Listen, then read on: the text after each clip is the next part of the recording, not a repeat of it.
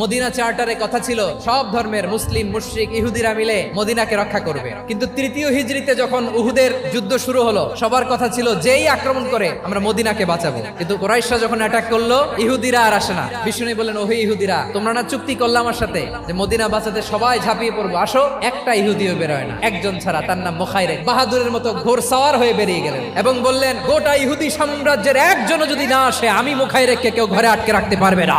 বেরিয়ে আসলেন, এসে বললেন, আমি মুহাম্মদের পক্ষে যুদ্ধ করব। আমি মারা গেলে আমার সম্পদ আমার উত্তরাধিকারীরা পাবে না, আমার সম্পদ তোমরা মুহাম্মদকে দিয়ে দিবা। সুবহানাল্লাহ বলেন। উহুদের ময়দানে 70 জন মুসলমান শহীদ হলো। এই ইহুদি সেও মুসলমানের পক্ষে যুদ্ধ করে নিহত হলো। মুসলিমদের লাশের পাশে মুখাইরিকের লাশ দেখে বিশ্বনবী মুখাইরিকের প্রতি অনেক খুশি হলেন। আর বিশ্বনবী খুশি হয়ে বললেন, মুখাইরিক, যদিও তুমি ইহুদি, তারপরে তুমি সব ইহুদিদের মধ্যে সেরা ইহুদি। পড়েন সুবহানাল্লাহ। আমার নবী ইহুদিকেও সম্মান দিতে কার্পণ্য করে নাই। আওয়াজ করে বলেন আল্লাহু আকবার।